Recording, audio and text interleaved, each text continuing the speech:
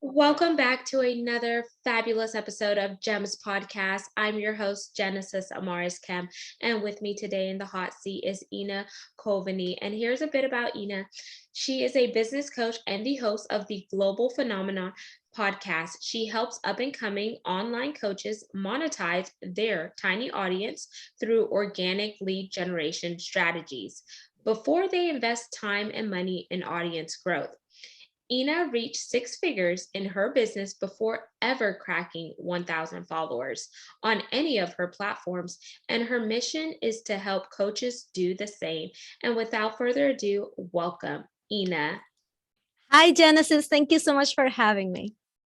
My pleasure, Ina. So let's dive into today's subject. We're going to really get into how do we help people discover a new way to look at engagement so that they finally stop posting and waiting for people to gravitate to their posts. But before we do that, you're going to share a fun fact about something that maybe your audience hasn't learned about you, and it would be great for my audience to know.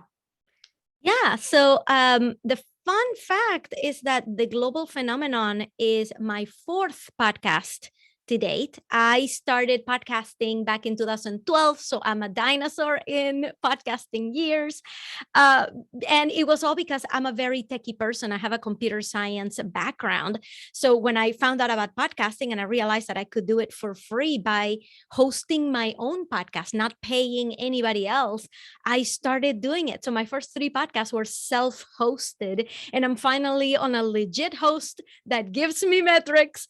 So the Global Phenomenon podcast is the fourth of the saga. That is amazing. And now let's talk about the progression, because having four different podcasts, but three of them were self-sufficient. And then now one has really been the whole site where you're able to drive metrics and really track those KPIs so you know how you're growing and what your audience likes, what they don't like.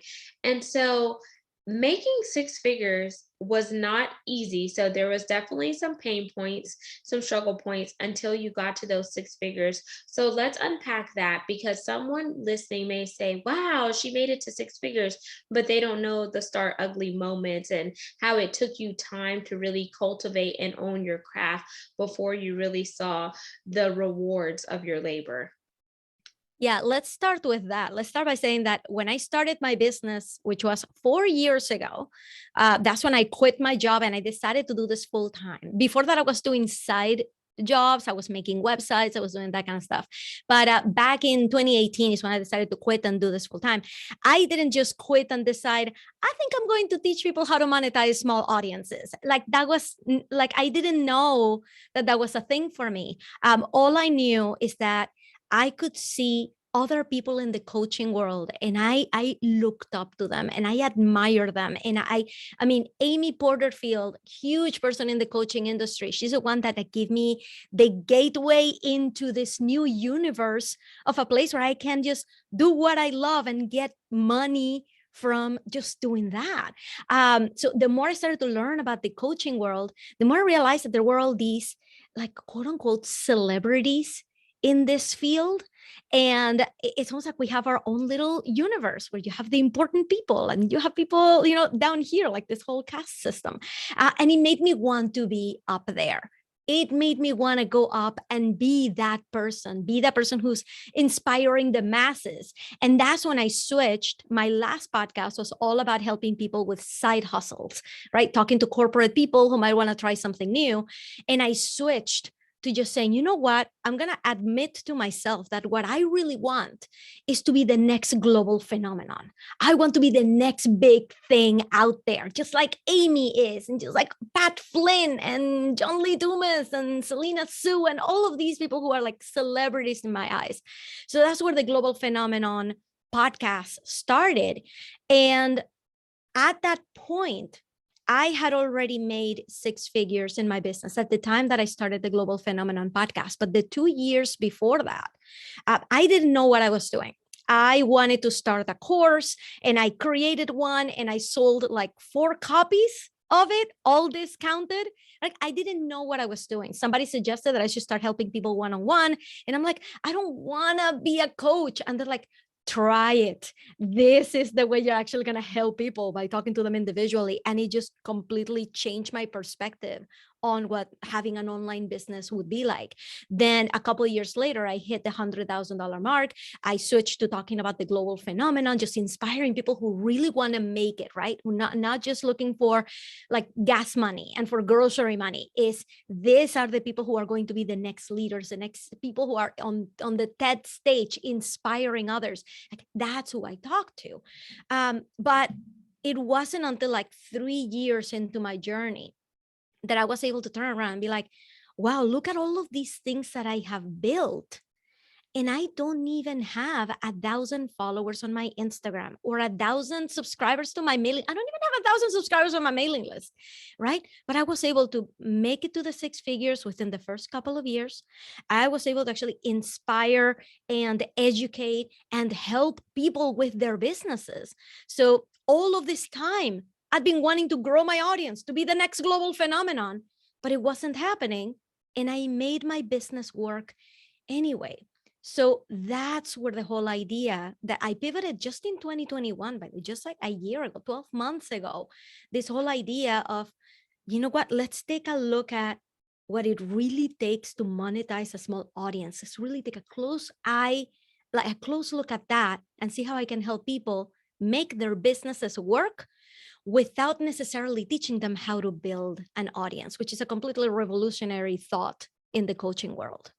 So let's dive in there a little bit deeper and just unpack it, because whenever you start off in business, people go into business to make money because they don't necessarily want to go back to that quote unquote corporate America job, that 9 to 5, the hustle and bustle.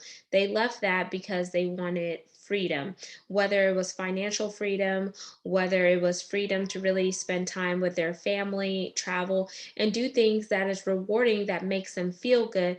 But then no one told them, okay, whenever you go into this pathway, you're going to really have to hustle and bustle. You are the person that does it all. You're the IT, you're the PR, public relations, you do the marketing, you have to pay yourself. And sometimes you may not even have the funds to pay yourself, but you take the risk and you do it anyways.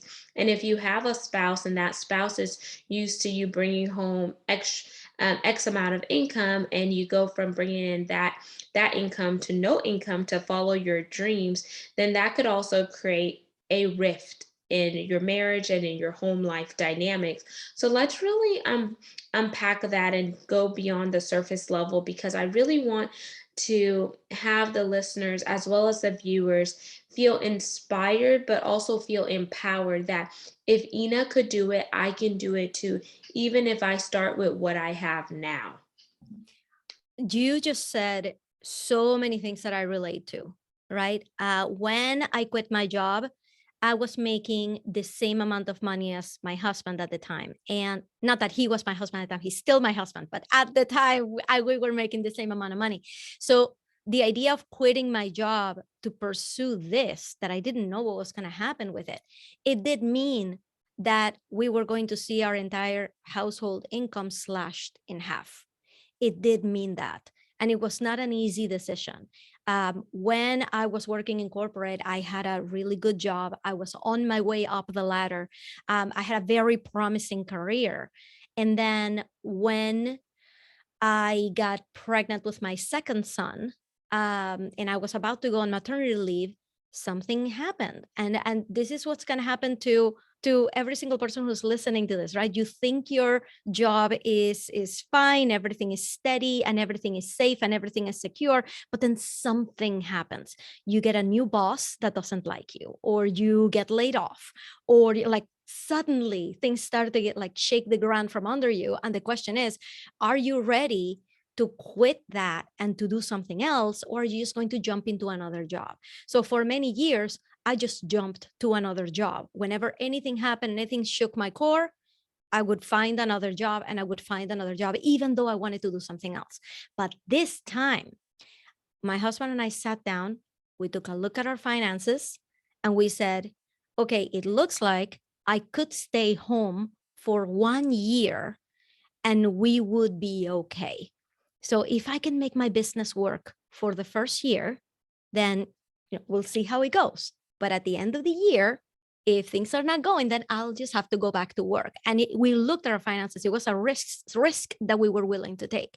And when I was out there helping people like get out of their jobs, I always told them that there were two numbers that they really needed to know. And they needed to know these numbers by heart.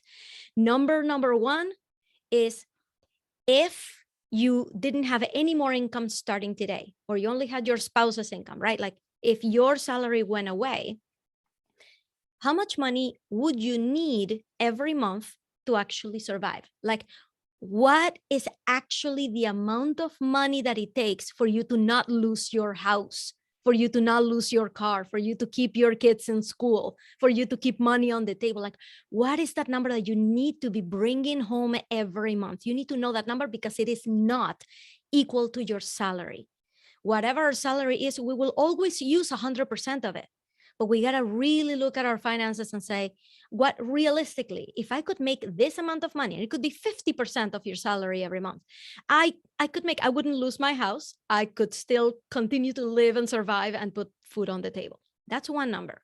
And the other number is, if you were to quit your job right now, how many more months could you survive without a salary before you would have to go back to work and start making money? So you need those two numbers. You need to know how much money you need to be making per month to keep your lifestyle, and you need to know how many months you could live without any additional income.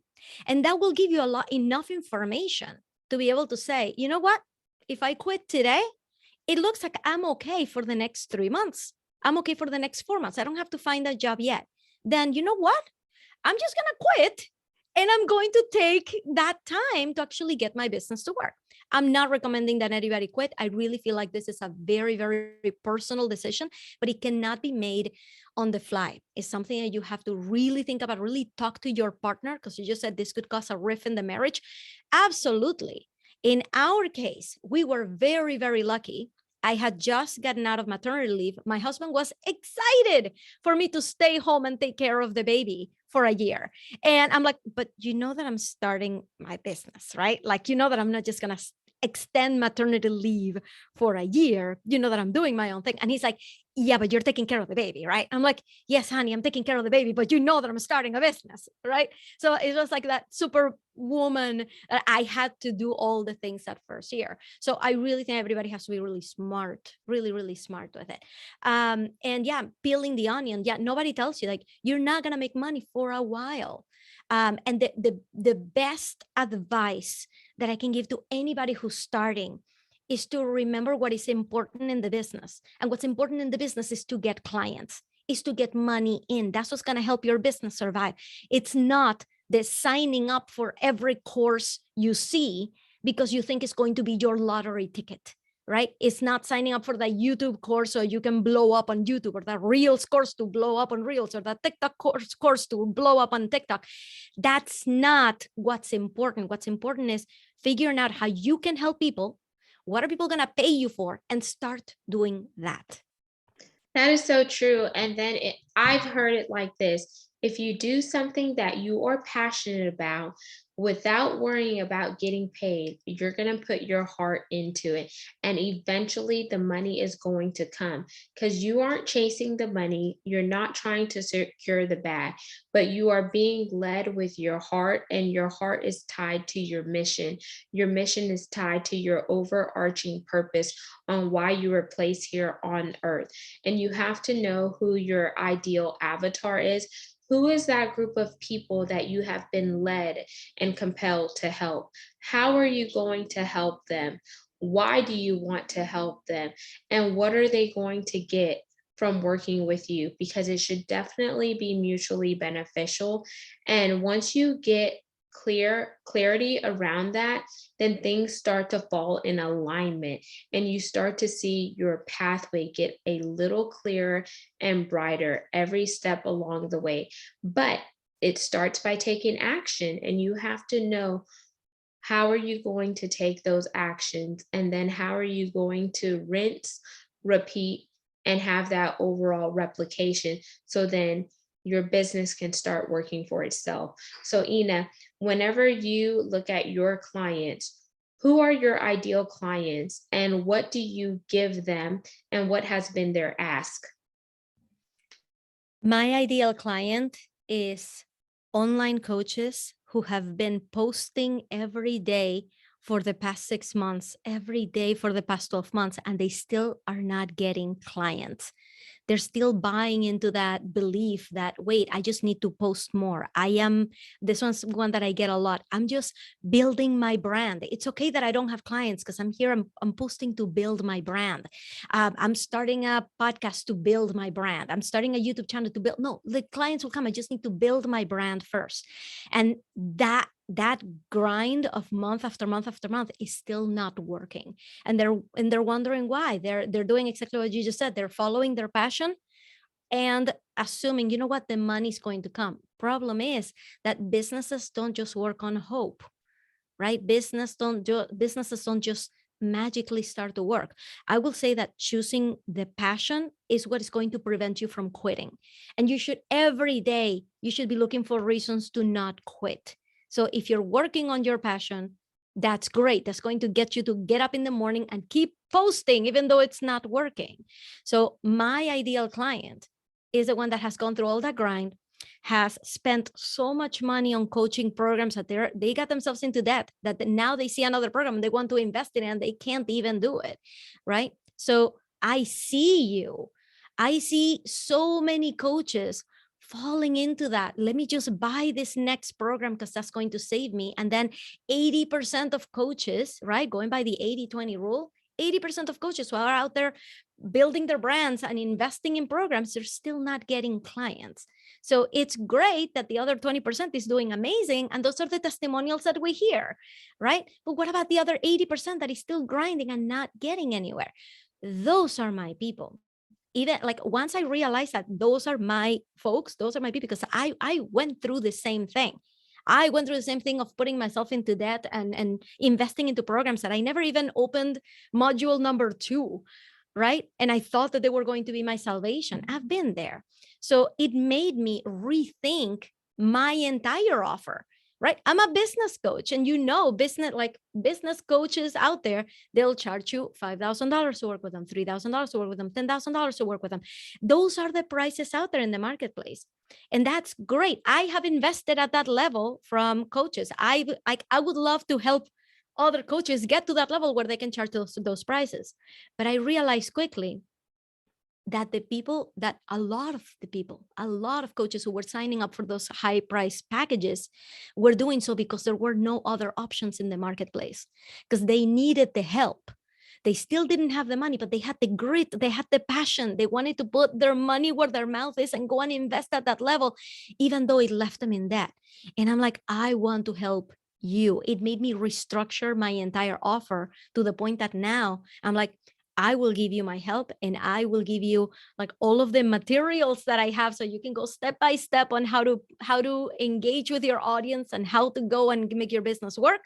But I'm going to do it on a membership basis. It's going to be a premium membership. You only pay $200 a month. For as long as you're paying, you get my help, you get the community help, and you get all my materials. If you're not in the membership, you don't get it. So no lifetime access, but you can actually get affordable help that doesn't dig you deeper into the hole and helps you get through that first year of grinding. So that's my ideal client. And that's why I decided to not be a part of the problem for them anymore. Okay, let's stay there for a bit because I have been where you are, where I've invested with some big name coaches and I don't feel like I got a ROI, return on my investment. And I felt like, quite frankly, it was a waste of my time because you go to the seminars, you go to the trainings, you put in the work, but then yet they're still missing. They're going to give you the information, but not all the information because, of course, every great coach still wants to be at the top. They don't want other people to just come along and surpass them because then that's going to take away food off their table. And I feel like we have to change our mindset, in my opinion, and really shift the paradigm because there's enough money to go around and there's way more than enough seats for us all to pull up and have a seat at the table. And we had a question that's been going around in the clubhouse rooms that I've been in. Is collaboration the new competition? yes or no. Some people say yes and some people say no. I don't believe that collaboration is the new competition. I believe that collaboration is a way to complement and help each other grow because we each have something unique to bring to the table. So, whenever you think about what you have been through, where you are now, and the people that you help, what are the 5 top tips that you use to turn on the light switch to help them go from those dark days to the bright days, to know that, hey, even though you went through that, you're no longer going to be in the hole, because I'm going to be here to help you, because I want you to level up and see the success that I have. And when you win, I win. Yeah. First of all, that's the mentality that I grew up with in corporate was a good manager will make sure that you're doing the right things, but a good leader is going to try to prop you up even beyond them, even above them, is going to help you be the best person you can be, even if that person will eventually get your job or become your boss, right? It's just propping people up. So this is something that I had to learn. Like I learned it very quickly in the coaching world, is that abundance is everywhere. It's like there's enough for everyone, right? Like nothing would make me happier than my own clients becoming hugely successful, so I can say, oh my God, that's right, like that's my peep, right? Like that, I nothing would make me happier. So if I were to give you like 5 tips that I would give, like my dearest coaches out there who are listening right now, is number one, remember that the only way to quit, the only way to fail is to quit, like literally. And quitting is totally within your control. You can choose every day to quit or not to quit, right? So as long as you have control over that, you know that you can just keep going. There are days that are going to be tough. There are amazing weeks and amazing months that are going to make you say like, this was all worth it, but you got to get there. It's almost like tons of people, they try putting out an offer for the first time, or they try growing an audience. Oh my God, if I had quit as soon as I realized, my God, my audience is not growing, what am I supposed to do? Like if I had quit, I wouldn't be here. You never hear about stories of quitters because they quit. They're not there anymore to tell their story. So you only hear the story from people who decided not to quit, and you can be that person, right? So number one is just stick it out. Number two is stop investing in things that your business doesn't need right now. I was in a conversation the other day where someone was saying, oh, I'm guilty of signing up for programs that I don't need right now just because there's a deadline and the price is gonna go up. Like that's the only reason why I signed up for that. So in case I need to use it later. I'm like, can you imagine what the power of your dollar would be if you were actually using it for things that your business needs right now, rather than preemptively exhausting your resources from today for something that you don't even know when it's going to happen in the future. So Exactly. Right? The bait and switch is what some people call it. I mean, but we do that to ourselves. We're doing this to ourselves. Like I never judge or fault another coach for their methods. I have invested in them. I'm grateful that they're there. I'm grateful that they carve a path for us. But we have to start thinking as the CEO of our business, not thinking that somebody else has the answer. The answer is already inside of you. So look at your business. I'm still in tip 2. Look at your business and figure out what your business needs right now. Does it need clients? Does it need an audience? Does it need launch strategy? Does it need a new website? What does your business need now, like yesterday, like now? And invest in that. And when another Facebook ad, Instagram ad comes your way saying, hey, there's a new Reels program, but you have to get in now because it's going to raise their prices tomorrow. Just remember that if that coach, that program is worth what you think is worth, it will still be there later. It's not worth you spending your little money, your $500 on that today, if you can't even take full advantage of it. Spend those $500 doing something else that is going to get you clients, right? Don't worry, they'll still be there. When the prices go up, what are you doing trying to think of like saving yourself money, saving yourself like $250 a year from now? Is that really that high a priority for you to save yourself $250 next year? Time to start making money now. So, which kind of leads me to the third tip, which is you gotta be making money. Like, I am sorry to be the one to tell you this, but building your brand is not a job. Building your brand is not a company. When you're spending all your time just building your brand, what that makes you is just a marketing department. And you would never go to a bank to ask for a loan for a company and only pitch them a marketing department. You need sales, you need revenue, you need like a lot more than just marketing. So you got to start seeing your company like that. Okay. So that's number 3. By the way, I hope somebody's writing them down because I am not. Number 1 was not quit. I got it. Right? Like number 2 was to not invest yourself in a hole for things that are not, you don't need yet. And number 3 was be more than just a marketing department, right? Have sales, have revenue, focus on getting clients.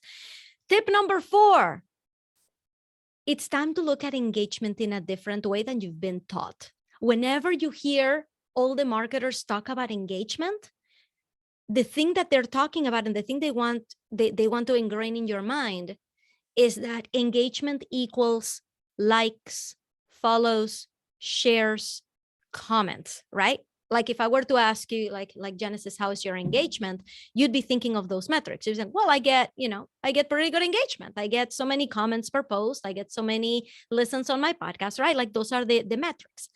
I'm going to encourage everybody who's listening right now to think of engagement differently, because if I only define engagement by how people are interacting with my content, that leaves me in a very weak position.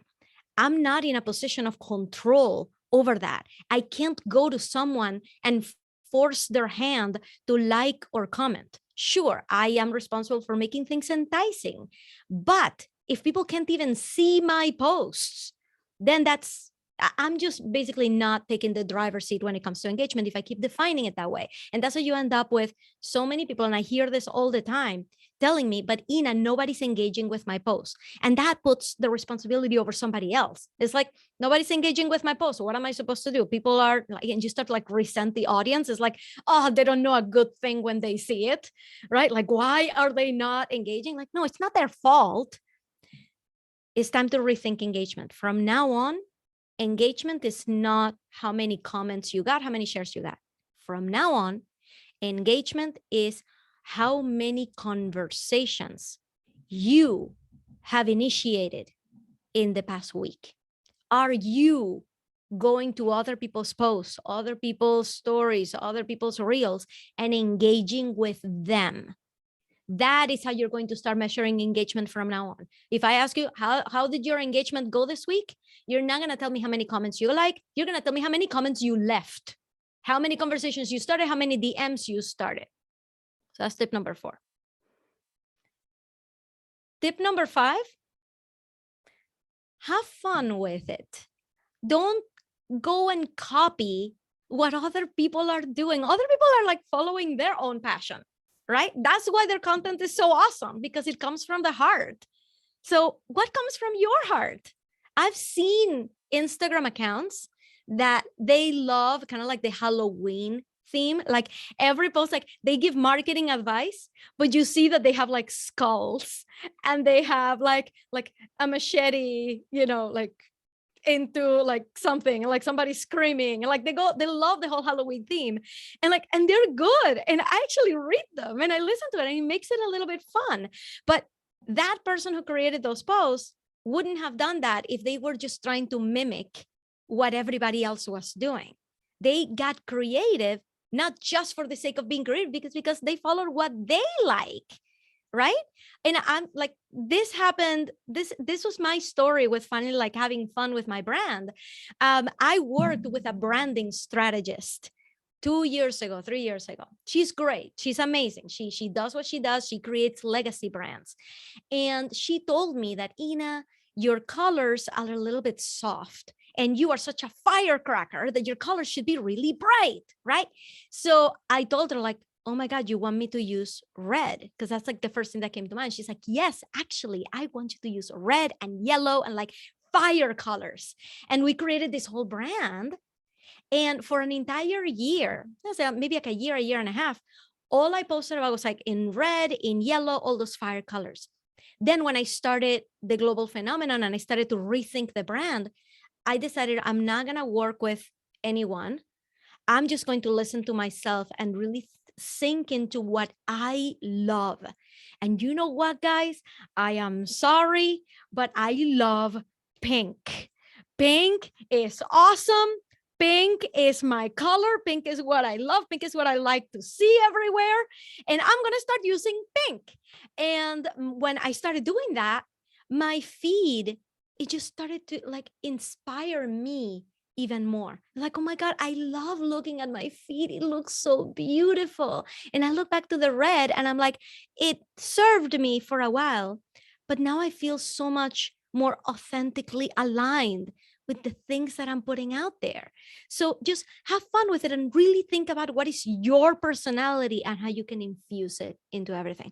So those are 5 tips right there for you, Genesis. Those are amazing tips, and that's definitely going to help the listeners as well as the viewers. And Ina, as we begin to wind down, what is your call to action for all of the amazing gems that you have left us today? I would like to help you out a little bit with this, staying on the driver's seat of engagement. So I sat down and I thought really hard about 100 ways to post to post on Instagram, on Facebook, wherever you post, in a way that is going to be conducive to a conversation, in a way that is going to keep me in the driver's seat, in the proactive seat of engagement. And I put it together as a guide. It's 100 engagement post ideas. All right. And it is divided into like, this is what you can do with stories. This is what you can do with reels. This is what you can do with posts. This is what you can do with this. So I want everybody to walk away getting this, a completely free guide, but it's going to get you started getting that engagement and putting you in that driver's seat. And you can go and get it at 100postideas.com. And that's the number 100, postideas.com. I would love for you to go and get that. And Ina, how can the listeners and viewers connect with you? Not your VA, but Ina Coveney. What's your website information and where do you hang out on social media? Thank you for asking. And yeah, people can connect with me directly on Instagram. My VA does not manage my Instagram account. I am me in my DMs. If you get a DM from me, that is me. You're not talking to anybody else. It is only me. I'm the only one with my Instagram login. Okay. And you can get me at Your Engagement Coach. So I hope to see you there. And by the way, if you're hearing me right now, send me a DM, Your Engagement Coach, and say that you heard about me here so that I can say hi and thank you to Genesis. And there you have it, listeners and viewers of GEMS podcast. You just heard Ina Coveney here on the podcast. Make sure you connect with her and go get 100 post ideas. Oh my gosh, and it's free. So you can't miss that. All of her contact information and the giveaway will be in the show notes. So just scroll down and read, and hit those connection buttons. And until we chat next time, peace, love, and lots of blessings. Remember, you were created on purpose for a purpose for such a time as this. Level up, take a leap of faith, and get out of your own way and step outside of your comfort zone, because the world needs you to shine bright like a diamond. Signing out. Love you lots, and subscribe to the podcast and our YouTube channel, Gems with Genesis Amaris Kemp. Ciao.